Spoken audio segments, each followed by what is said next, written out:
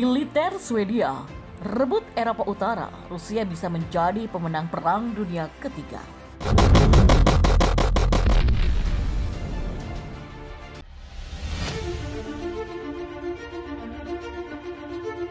Rusia bisa menjadi pemenang dalam Perang Dunia Ketiga dengan merebut Eropa Utara. Begitu analisis terbaru Badan Penelitian Pertahanan Swedia. Laporan itu menyatakan perang habis-habisan di Eropa Utara dapat menyebabkan pasukan Rusia memotong negara-negara Baltik, menunda pasukan NATO datang untuk membantu mereka dengan mengamankan wilayah tersebut. Dalam laporan itu, para peneliti melakukan simulasi permainan perang untuk menentukan keseimbangan kekuatan di Eropa Tengah dan Utara dalam apa yang disebut dengan skenario mimpi buruk yang membuat Rusia menyerang Lituania lewat negara tetangganya Belarusia. Kampanye hipotesis mengasumsikan seluruh aliansi pimpinan Amerika Serikat akan tersesat ke dalam konflik langsung semacam itu yang belum pernah terlihat di benua tersebut sejak akhir Perang Dunia Kedua. Tetapi penggunaan senjata nuklir dikecualikan. Di atas kertas, korelasi kekuatan memberikan Rusia prospek yang baik untuk sukses jika konflik dapat dipersingkat dan hasilnya diputuskan lebih awal. Kata laporan itu seperti dikutip dari Russia Today pada Minggu hari ini. Serangan mendadak yang memungkinkan tentara Moskow untuk menyelesaikan masalah di Baltik dan bergabung dengan pasukan yang ditempatkan di Esklasav Kaliningrad akan sangat penting.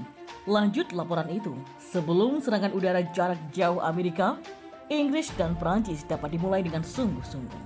Di sisi lain, para analis berpendapat peluang terbaik NATO untuk mencapai jalan buntu adalah menyangkal superioritas udara Rusia dan bertahan sampai pesawat tempur tiba.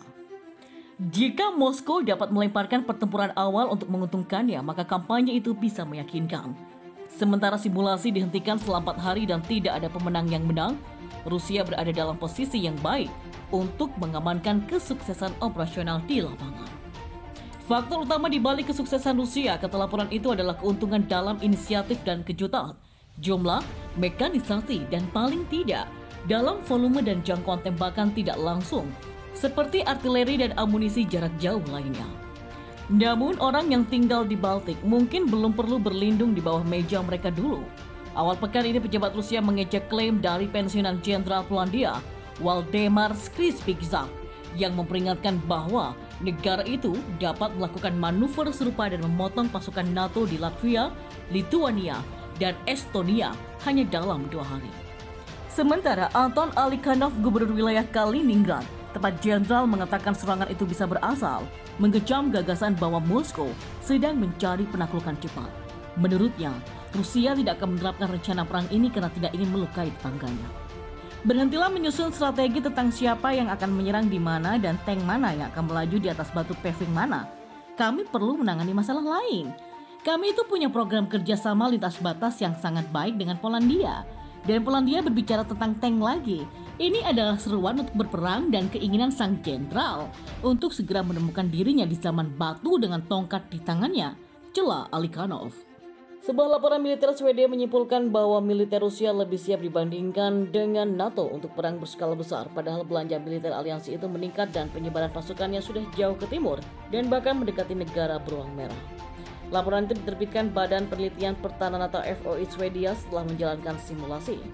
Menurut laporan FOI, NATO memiliki kekurangan dalam kesiapannya. Negara-negara anggotanya tidak cukup berlatih sementara pasukannya tersebar secara geografis dan punya kemampuan militer yang sangat berbeda. Semua itu, lanjut FOI, berarti bahwa Rusia punya keunggulan jika terjadi perang skala besar di lingkungan geopolitik terdekat Swedia. Kesimpulan ini dibuat terlepas dari jaminan kembali militer NATO kepada anggota lain dan relokasi kekuatan bersejarah ke Baltik dan Polandia, lebih dekat ke perbatasan Rusia, di antara keuntungan lainnya. Pergerakan pasukan NATO ke timur dimulai oleh Presiden Amerika Serikat Barack Obama dan dilanjutkan oleh penggantinya Donald Trump, meskipun menyatakan kritisnya tentang NATO yang disebutnya sudah usang. Jika waktunya singkat untuk persiapan pertahanan Barat, maka Rusia akan punya keuntungan yang jelas di daerah kami, terutama di lapangan. Keuntungan itu akan bertahan lama, setidaknya sampai Amerika Serikat dapat tiba dengan pasukan darat yang lebih besar yang membutuhkan setidaknya beberapa bulan. Kata Christopher Paulin, manajer proyek untuk laporan tersebut, kepada penyiar SVT yang dilansir oleh Sputnik News pada Jumat kemarin. FOI menjalankan simulasi perang untuk menilai keseimbangan kekuatan militer NATO dan mitranya dalam kaitannya dengan Rusia. Hal ini termasuk simulasi serangan Rusia di Baltik lewat Belarusia, senjata nuklir Amerika Serikat, Prancis, dan Inggris jika Rusia tidak digunakan dalam simulasi. Namun mereka memasukkan ancaman nuklir termasuk terhadap Swedia dan Finlandia untuk menjaga kedua negara Nordik tersebut keluar dari konflik. Kendati demikian, kesimpulannya tetap sama seperti tahun 2017, terlepas dari jaminan dan dukungan militer NATO. Jika Rusia menyerang Baltik dalam waktu yang singkat, maka mereka punya prospek yang cukup bagus untuk berhasil, kata Palin. Menurut FOI, meskipun pengeluaran militer NATO meningkat dan posisi yang semakin maju di dekat Rusia, belum ada perubahan besar dalam keseimbangan kekuatan.